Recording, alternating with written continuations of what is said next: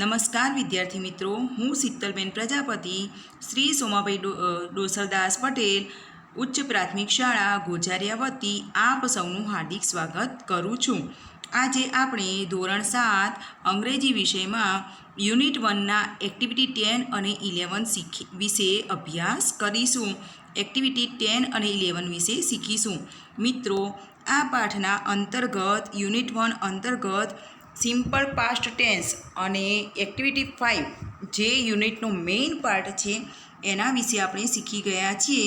તો એને સંલગ્ન અહીંયા જે એક્ટિવિટી આપેલી છે તે એક્ટિવિટી 10 અને 11નો આપણે અહીંયા અભ્યાસ કરીશું. તો આપણે એક નજર એના ઉપર મૂકીએ. જુઓ મિત્રો, અહીંયા આપેલું છે તમારી સ્ક્રીન ઉપર એક્ટિવિટી 10 અને 11. આના વિશે આપણે આજે અભ્યાસ કરવાનો છે. તો આપણે ધ્યાન રાખીશું.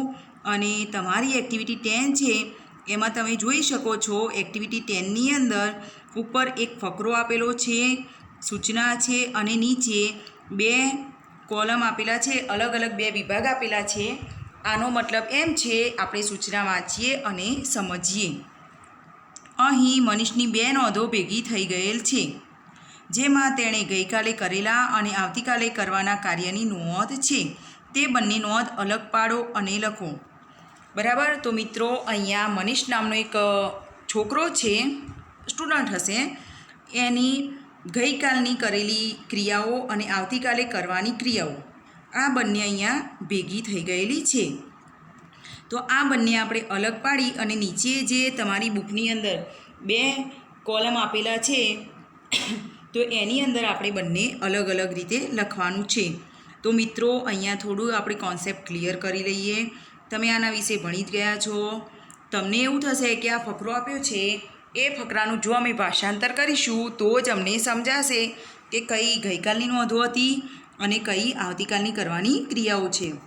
પણ એવું નથી મિત્રો, એકદમ ઇઝી છે આ વાત. તો બંને ક્રિયાઓને અલગ પાડવાની. તો એના માટે આપણે પહેલાં કોન્સેપ્ટ ક્લિયર કરી લઈએ. તો મિત્રો, યાદ કરો, તમે ધોરણ 6ની અંદર સિમ્પલ પાસ્ટ ટેન્સ એટલે કે સાદો ભૂતકાળ શીખીને આવ્યા છો. શીખ્યા છો ને? બરાબર. તો સિમ્પલ પાસ્ટ ટેન્સની વિધાન વાક્ય રચના યાદ કરો. જો એ શું હતી? સૌથી પહેલાં તો કર્તા હોય, કર્તા પછી ક્રિયાપદનું ભૂતકાળનું રૂપ હોય, એના પછી કર્મ અને પછી અન્ય શબ્દો હોય. બરાબર ને મિત્રો? તો અહીંયા જે ભૂતકાળ છે, સાદો ભૂતકાળ, એ બની ગયેલી ક્રિયાઓ, બની ગયેલી ઘટનાઓ વિશે આપણને માહિતગાર કરે છે. તો આપણે એ વાક્ય કેવી રીતે ઓળખીશું? વિચારો તો. સરસ. વાક્યની અંદર જો ભૂતકાળનું ક્રિયાપદ હોય એટલે કે ક્રિયાપદનું ભૂતકાળનું રૂપ હોય તો એ વાક્ય ભૂતકાળ દર્શાવે છે. અને એ ક્રિયા એ થઈ ગયેલી ગઈકાલની ક્રિયા બતાવે છે. ગઈકાલની હોય, અઠવાડિયાની હોય, મહિનાની હોય કે પછી 1 વર્ષની પણ હોઈ શકે. તમે આ ધોરણ 6માં સિમ્પલ પાસ્ટ ટેન્સ વિશે શીખીને જ આવ્યા છો. સાથે સાથે યુનિટ 1માં એનું રિવિઝન પણ થઈ ગયેલું છે. એ સિવાય તમે ધોરણ 6ના સેમેસ્ટર 2માં સાદો ભવિષ્યકાળ એ પણ શીખીને આવ્યા છો. એટલે કે જે ભવિષ્યમાં થવાની ક્રિયાઓ છે એ દર્શાવવા માટે કયો કાળ વાપરીશું આપણે? ભવિષ્યકાળ, જેને અંગ્રેજીમાં શું કહીશું મિત્રો? સરસ, ફ્યુચર ટેન્સ. અને અહીંયા આપણે કયો ફ્યુચર ટેન્સ વાપરવાનો છે? Well done, simple future tense. તો સિમ્પલ ફ્યુચર ટેન્સની વાક્ય રચના તમે ધોરણ 6માં શીખીને આવ્યા છો. કરતા હોય એટલે કે ક્રિયા કરનાર હોય, સાથે વિલ અથવા શેલ ક્રિયાપદ હોય. ટુ બીનું વિલ અથવા શેલનું ક્રિયાપદ હોય, એની સાથે ક્રિયાપદનું મૂળ રૂપ હોય, પછી કર્મ હોય અને છેલ્લે અન્ય શબ્દો સાથે પૂર્ણવિરામ હોય છે. તો સમજાયું મિત્રો? સમજાઈ ગયું ને? તો ઇઝી છે ને એકદમ. બંને આ સ્ટાન્જાની અંદરથી, આ ફકરાની અંદરથી બંને ક્રિયાઓ અલગ પાડવાની એકદમ સરળ છે. તમે બહુ સરળતાથી અલગ પાડી શકો એમ છો. કેટલો કોન્સેપ્ટ ક્લિયર રાખવાનો છે તમારે? બસ એટલું જ ક્લિયર રાખવાનું છે મગજમાં કે જો ભૂતકાળનું રૂપ હોય તો સાદો ભૂતકાળ એટલે કે ભૂતકાળમાં બની ગયેલી ઘટનાઓ, ક્રિયાઓ જે આપણે કયા ખાનામાં લખવાની? યસ્ટરડેમાં. અને વિલવાળા વાક્ય છે, સહાયકારક ક્રિયાપદ વિલ સાથે મૂળ ક્રિયાપદ હોય તો એ કઈ ક્રિયા કહેવાય? સરસ, ભવિષ્યકાળની ક્રિયા દર્શાવે છે. એટલે કે એ ભવિષ્યકાળ આપણને દર્શાવે છે. તો એ ભવિષ્યકાળવાળા વાક્યો આપણે કયા ખાનામાં લખવાના છે? ટુમોરોવાળા વાક્ય ખાનાની અંદર.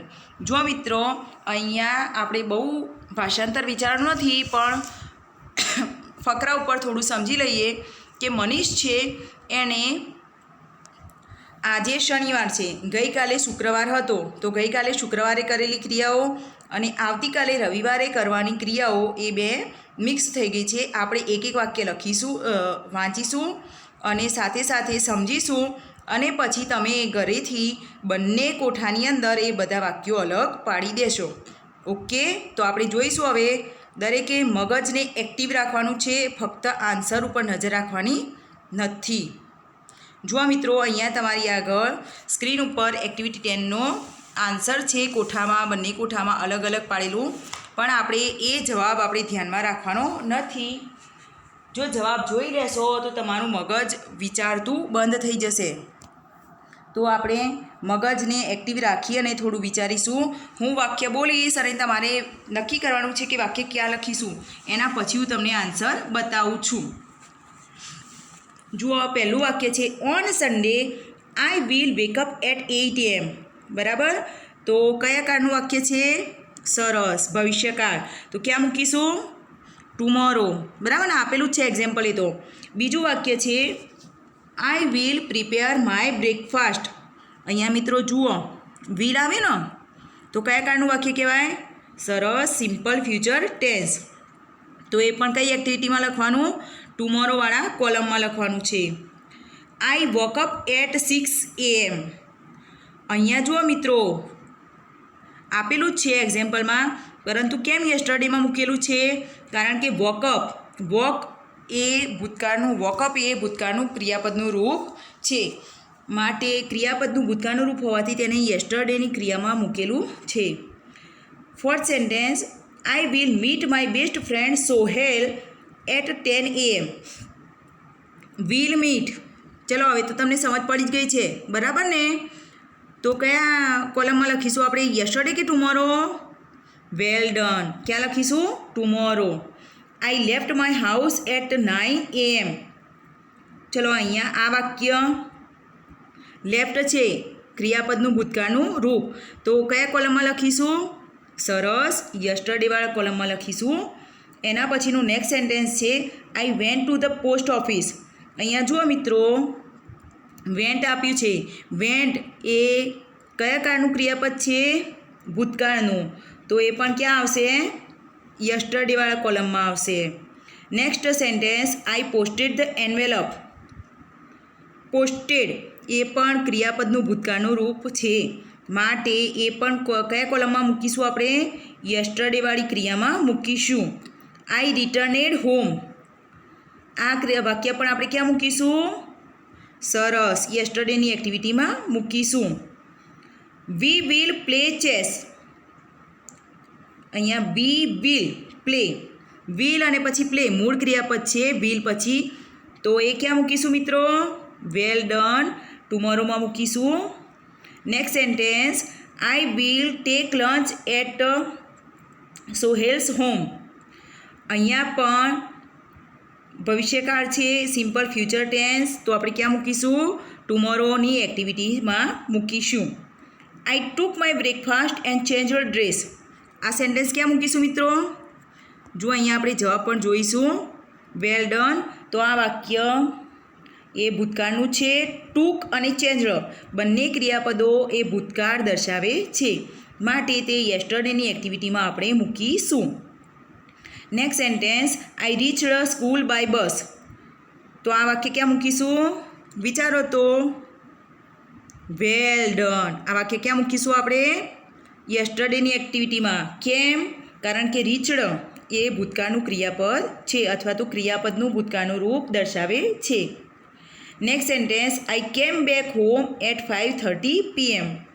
અહીંયા પણ મિત્રો જુઓ, કેમ એ કમનું ભૂતકાળનું રૂપ છે. માટે એ વાક્ય પણ આપણે યસ્ટરડેની એક્ટિવિટીમાં મૂકીશું. We will go for a movie. આ વાક્ય આપણે ક્યાં મૂકીશું મિત્રો? વિલ છે, વિલ છે તો એ કયો કાળ દર્શાવે છે? સરસ, ફ્યુચર ટેન્સ એટલે ટુમોરોની એક્ટિવિટીમાં આપણે મૂકીશું. Okay, next sentence, I will return home at 7 AM. ચલો અહીંયા વિલ છે, કઈ મૂકીશું? યસ્ટરડે કે ટુમોરો? સરસ, ટુમોરોમાં મૂકીશું. Next sentence, than I watch TV and played video games with my friends. અહીંયા પણ મિત્રો જુઓ, આ વાક્ય છે એમાં વોચડ અને પ્લેડ આ બંને ક્રિયાપદો ભૂતકાળના રૂપો છે, ક્રિયાપદના ભૂતકાળના રૂપો છે, માટે એ વાક્ય આપણે યસ્ટરડેની એક્ટિવિટીમાં મૂકીશું. In the evening I took dinner with my family. અહીંયા આઈ ટુક છે, ટુક એ ભૂતકાળનું ક્રિયાપદનું રૂપ છે, એટલે કે ટેક, ટેક એટલે લેવું અને એનું ભૂતકાળનું રૂપ થાય છે ટુક. તો આ વાક્ય પણ આપણે ક્યાં મૂકીશું? યસ્ટરડેની એક્ટિવિટીમાં મૂકીશું. After dinner I will read for some time. જો અહીંયા આઈ વિલ છે, વિલ આવ્યું તો મિત્રો કયો કાળ થશે? સરસ, સિમ્પલ ફ્યુચર ટેન્સ. વિલ સાથે મૂળ ક્રિયાપદ એટલે સિમ્પલ ફ્યુચર ટેન્સ, એ વાક્ય આપણે ટુમોરો એક્ટિવિટીઝમાં મૂકીશું. એના પછી લાસ્ટ સેન્ટેન્સ છે, I went to bed at 10 AM. Went એ ગોનું ભૂતકાળનું રૂપ થાય છે, ક્રિયાપદ ગોનું ભૂતકાળનું રૂપ થાય વેન્ટ, માટે આ ક્રિયા પણ આપણને યસ્ટરડેની એટલે કે ભૂતકાળની ક્રિયા દર્શાવે છે. ઓકે મિત્રો, તો તમને અહીંયા એક્ટિવિટી 10. તો હવે મિત્રો આપણે એક્ટિવિટી 11 જોઈશું. એક્ટિવિટી 11 તમારા ચોપડીની અંદર આપેલી છે. મિત્રો અહીંયા એક્ટિવિટી 11 એ થોડી ફની ટાઈપની છે, પણ અંદર તમારે ઘણું બધું શીખવાનું છે. એક તો અહીંયા એક ડાયલોગ આપેલો છે, સાથે સાથે પિક્ચર પણ ડ્રો કરવાનું છે, સાથે સાથે તેની અંદર ઘણા બધા ઓપોઝિટ વર્ડ પણ આપેલા છે. ઓપોઝિટ વર્ડ્સ મીન્સ વિરોધી શબ્દો. વિરોધી શબ્દો પણ હું તમને સમજાતા બોલીશ તો તમારે યાદ રાખવાના છે. ઓકે મિત્રો, તો આપણે શરૂ કરીશું એક્ટિવિટી નંબર 11. એક્ટિવિટી 11 આપણે અહીંયા ટ્રાન્સલેશન કરી અને એક્ટિવિટી સમજીશું. તો દરેક આપણે ટ્રાન્સલેશનમાં બરાબર ધ્યાન આપીશું. Asma lives in Gandhinagar. Live એટલે રહેવું. અસ્મા ગાંધીનગરમાં રહે છે. One day her cousin Rizwan came there. એક દિવસ હર કઝિન, કઝિન એટલે પિતરાઈ ભાઈ, તેનો કઝિન બ્રધર જેનું નામ છે રિઝવાન. એક દિવસ તેનો પિતરાઈ ભાઈ રિઝવાન ત્યાં આવ્યો. She went to the bus station to receive him. She એટલે તેણી અને હિમ એટલે તેને. રિસીવ એટલે લેવા, ટુ રિસીવ એટલે લેવા માટે, બસ સ્ટેશન એટલે બસ સ્ટેશન, વેન્ટ એટલે ગઈ. તેણી તેને લેવા માટે બસ સ્ટેશને ગઈ. They returned home. તેઓ ઘરે આવ્યા. આસ્મા ઓપન ધ ડોર. અસ્માએ દરવાજો ખોલ્યો. પોતાના પિતરાઈ ભાઈને લઈને ઘરે આવી હતી ને, એટલે તેણે દરવાજો ખોલ્યો. એન્ડ અને અહીંયા વાક્ય અધૂરું છે. હવે મિત્રો આપણે આ વાક્ય એના પછી શું કન્ડિશન થઈ છે તે, એ બંને વચ્ચેનું કન્વર્ઝેશન એટલે કે ડાયલોગ એટલે કે વાતચીત અહીંયા આપણને બુકમાં આપેલી છે, પેજ નંબર 11 પર. તો એ આપણે ડાયલોગ સમજીશું અને તેના પછી શું ક્રિયા કરવાની છે એ હું તમને સમજ આપું છું. તો અહીંયા આપણે બધું ક્લિયર થઈ ગયું. જ્યારે પણ એક્ઝામની અંદર પ્રશ્નો પૂછાય છે ત્યારે આવા નાના નાના પ્રશ્નો પૂછાતા હોય છે. આસ્મા ક્યાં રહે છે? તો ગાંધીનગરમાં. આસ્મા અને રિઝવાન શું થતા હતા? કઝિન બ્રધર સિસ્ટર હતા. અને અસ્મા એ રિઝવાનને લેવા માટે ક્યાં જાય છે?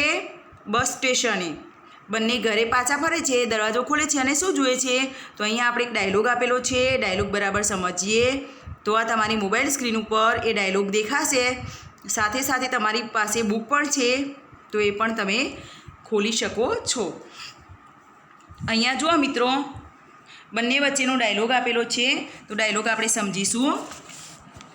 અસ્મા સેડ, અહીંયા બે ટપકા આપેલા છે અને સેડ કહેવાય, બરાબર. સેડ એટલે કહ્યું, બોલી, પૂછ્યું. આવું એનું ગુજરાતી કરી શકીએ આપણે. આનું ટ્રાન્સલેશન આપણે આ રીતે કરી શકીએ. તો અહીંયા આપણે ડાયલોગનું ટ્રાન્સલેશન કરીશું.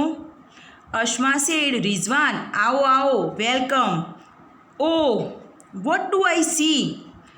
અસ્માએ કહ્યું, રિઝવાન, આવો આવો, ભલે પધાર્યા. અરે, આ હું શું જોઉં છું? જુઓ મિત્રો, આપણા ઘરે કોઈ મહેમાન આવે તો આપણે આવો આવો એવો આવકાર આપીએ છીએ ને. તો અહીંયા આશ્માએ પણ એના ભાઈને આવકાર આપ્યો છે. આવ ભાઈ આવ.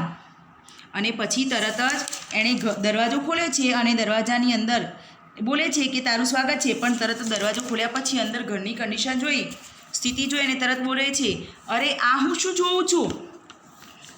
Rizwan asked, what is this? Is this your house Asma? રિઝવાને પૂછ્યું, આ શું છે? અસ્મા, શું આ તારું ઘર છે? રિઝવાને પૂછ્યું. ઘરની સ્થિતિ જોઈ અને રિઝવાન પૂછે છે આવું. Asma said, yes, unfortunately it is my house. અસ્માએ જવાબ આપ્યો, હા, અનફોર્ચ્યુનેટલી એટલે કે કમનસીબે, દુર્ભાગ્યવશ. અહીંયા જુઓ મિત્રો, ફોર્ચ્યુનેટલી એટલે સદભાગ્ય, ફોર્ચ્યુનેટ એટલે સદનસીબ, સદભાગ્ય, અને અનફોર્ચ્યુનેટ એટલે કમનસીબ, દુર્ભાગ્ય. એ બંને એકબીજાના ઓપોઝિટ વર્ડ છે જે આપણે ધ્યાનમાં રાખવાના છે. અસ્માએ કહ્યું, હા, કમનસીબે ઇટ ઇઝ માય હાઉસ, તે મારું ઘર છે. Rizwan said, but you can't arrange things like this. Rizwan હવે એનો ભાઈ હતો એટલે એણે ઘર અસ્તવ્યસ્ત જોયું તો તરત એણે જવાબ આપ્યો છે, પરંતુ યુ કાન્ટ એરેન્જ, તું ન ગોઠવી શકે, થિંગ્સ, વસ્તુઓ, લાઇક ધીસ, આ રીતે, પરંતુ તું વસ્તુઓને આ રીતે ગોઠવી શકે નહીં. Only a monkey can do it. અને તરત એણે પોતાનો જવાબ આપ્યો, ફક્ત, ઓનલી એટલે ફક્ત, ફક્ત એક વાંદરો જ આ કરી શકે છે. એટલે ઘર બધું અસ્તવ્યસ્ત હતું એટલે રિઝવાને જવાબ આપ્યો કે આશ્મા તારું ઘર છે? એટલે આશ્માએ કહ્યું, હા, મારું જ ઘર છે. તો રિઝવાન તરત કહે છે કે આશ્મા, તું તારા ઘરને આ રીતે રાખીએ નહીં, તું બધું વ્યવસ્થિત મૂકે છે, પરંતુ આવું છે ઘરમાં સ્થિતિ યોગ્ય નથી, બધું અસ્તવ્યસ્ત હતું, તો આવું ફક્ત એક વાંદરો જ કરી શકે છે. Ashma said, oh my god, the back door was not closed.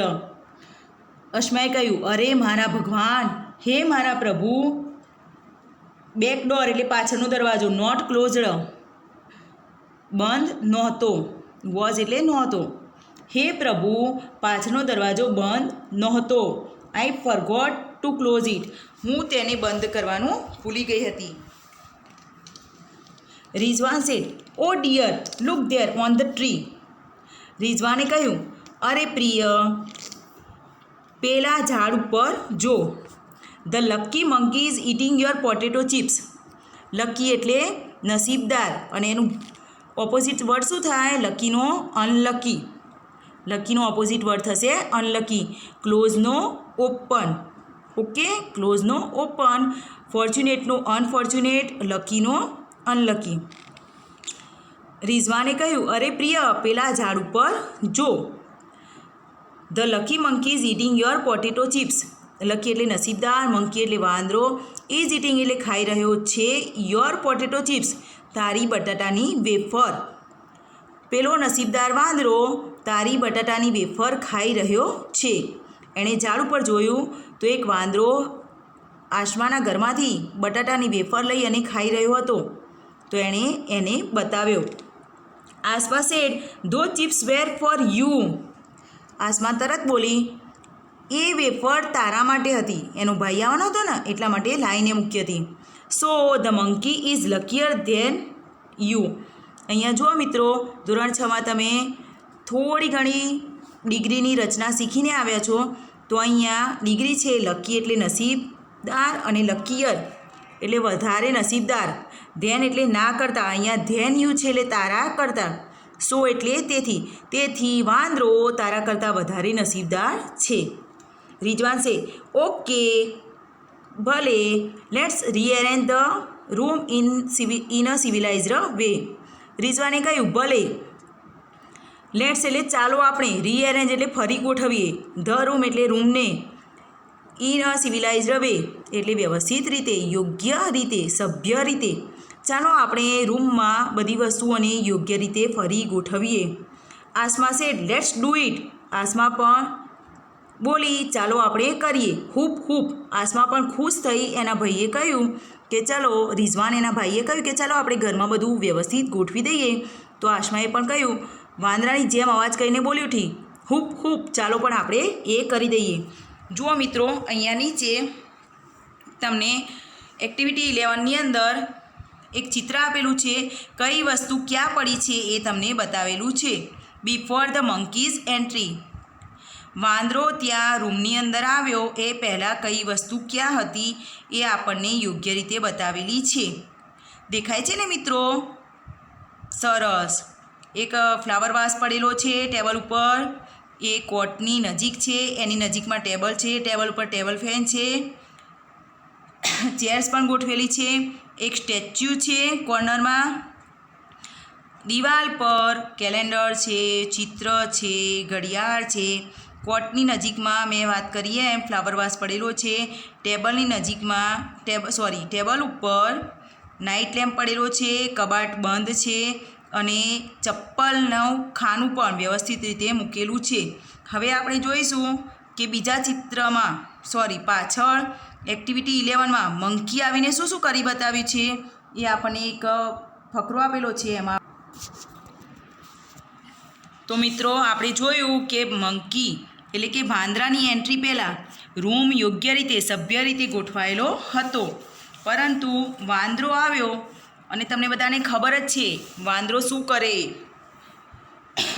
આખું મસ્ત એવો જમણવાર ચાલતો હોય અને જો વચ્ચે એક વાંદરો આવી જાય તો બધું અસ્તવ્યસ્ત થઈ જાય છે. તો એ જ રીતે અહીંયા પણ વાંદરાએ બધાની ગેરહાજરીમાં રૂમમાં પ્રવેશી અને બધી વસ્તુઓ વેરવિખેર કરી નાખી હતી. તો અહીંયા એનો સમજૂતી આપણને એક ફકરાની અંદર આપેલી છે.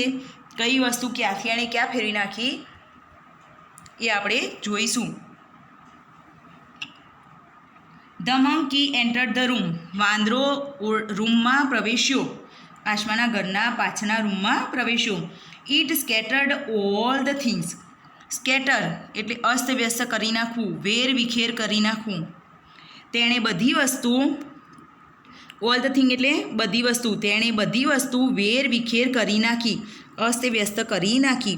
હવે કઈ વસ્તુ ક્યાં કરે છે એ તમારે મિત્રો સમજવાનું છે. અને નીચે ફકરાની નીચે તમને એક જગ્યા આપેલી છે બુકની અંદર, આફ્ટર ધ મંકીઝ વિઝિટ. તો એની અંદર આપણે એ ચિત્ર દોરવાનું છે. એટલે કે વાંદરો રૂમની અંદર આવીને ગયો પછી એણે બધી વસ્તુ ક્યાં મૂકી, કેવી વેરવિખેર કરી નાખી, એનું ચિત્ર આપણે અહીંયા બનાવવાનું છે. The table fan is on the cot. Table પંખો એ કોટ ઉપર એટલે કે ખાટલા ઉપર, પલંગ ઉપર હતો. ક્યાં હતો પહેલાં? તો એ પણ આપેલું છે. It was on the table near the cot. તે ખાટલાની બાજુમાં પડેલા ટેબલ ઉપર હતો. પહેલાં ટેબલ ઉપર હતો, હવે ક્યાં પડ્યો છે? કોટ ઉપર એટલે કે પલંગ ઉપર, ખાટલા ઉપર. The monkey broke the study lamp and tore the book. અહીંયા જુઓ, બ્રોક એ શેનું ભૂતકાળનું રૂપ થાય? બ્રેક. બ્રેક એટલે તોડવું. તો વાંદરાએ સ્ટડી લેમ્પ, ભણવાનો લેમ્પ તોડી નાખ્યો. ટોર એ શેનું ભૂતકાળનું રૂપ છે મિત્રો? ટીયર. ટુ ટીયર એટલે ફાડવું. તો અહીંયા વાંદરાએ ચોપડીઓ ફાડી નાખી, પુસ્તકો ફાડી નાખ્યા. આખા વાક્યનું ટ્રાન્સલેશન થશે, વાંદરાએ ભણવાનો લેમ્પ તોડી નાખ્યો અને પુસ્તકો ફાડી નાખ્યા. The monkey took out shoes from the shoe stand and threw them out. Took out એટલે બહાર કાઢી દેવા. શૂઝ એટલે જોડા, ચપ્પલ. બરાબર, જોડા કહીએ ને આપણે, પગરખાં, જોડા, ચપ્પલ એ બધાનું ઇંગ્લિશ વર્ડ શૂઝ થાય. શૂઝનું ઉતરણ એ ગુજરાતી થાય. ફ્રોમ ધ શૂ સ્ટેન્ડ, પગરખાના સ્ટેન્ડમાંથી, ખાનામાંથી. એન્ડ થ્રુ ધેમ આઉટ અને બહાર. થ્રુ એ શેનું ભૂતકાળનું રૂપ છે? વિચારો તો. સરસ. Two throw. થ્રો એટલે ફેંકવું. ધેમ એટલે તેમને. કોને ફેંક્યા? ચપ્પલને, પગરખાને. આઉટ એટલે બહાર. વાંદરાએ પગરખાના ખાનામાંથી, સ્ટેન્ડમાંથી પગરખાં બહાર કાઢ્યા અને તેને બહાર ફેંકી દીધા. The monkey threw the statue on the floor. વાંદરાએ મૂર્તિ, સ્ટેચ્યુ એટલે મૂર્તિ, પ્રતિમા. અંદર જે મૂર્તિ કોર્નરમાં પડી હતી ને એ મૂર્તિ, કોર્નર એટલે ખૂણો, એ મૂર્તિ વાંદરાએ મૂર્તિને ભોંય પર જમીન ઉપર ફેંકી દીધી. It was in the corner, તે ખૂણામાં હતી. The cupboard was closed, cupboard એટલે કબાટ, કબાટ બંધ હતું. નાવ ઇટ ઇઝ ઓપન, હવે તે ખુલ્લું છે. કોણે ખોલ્યું? સરસ, વાંદરાએ ખોલ્યું ને. કંઈ એને ચોપડી નથી જોઈતી, પરંતુ એને બધા પુસ્તકો બહાર કાઢીને ફાડવા હતા, માટે એને ખોલ્યું હશે. એ કંઈ વાંચવા બેસવાનો નહોતો. The monkey put the flower vase on the sofa, વાંદરાએ ફૂલદાની સોફા પર મૂકી. પુટ એટલે મૂકવું, રાખવું. તો અહીંયા તેણે એટલે કે વાંદરાએ ફૂલદાનીને સોફા ઉપર મૂકી. It was on the stool, તે ટેબલ પર હતી, સ્ટૂલ ઉપર હતી. All the chairs were upside down, બધી જ રૂમમાં જેટલી ખુરશીઓ હતી બધી જ ઊંધી હતી, બધી જ ઊંધી થઈ ગઈ હતી. તો મિત્રો અહીંયા આપણે સમજ્યા યુનિટ 1 વિનીત સ્માઇલ, એના સંલગ્ન જે એક્ટિવિટી હતી એ એક્ટિવિટી 10 અને 11 આપણે સમજ્યા. અને હવે તે એક્ટિવિટી તમારે પૂર્ણ કરવાની છે.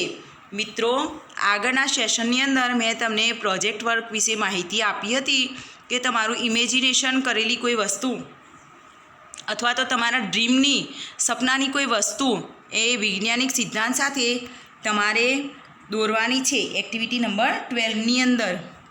તો આજે મિત્રો એ પણ આપણે અહીંયા પૂરું કરીએ છીએ. તો બધાને સમજ પડી હશે એવી ભાવના સાથે હું અહીંયા આજનું સેશન પૂર્ણ કરું છું. જય હિન્દ, જય ભારત.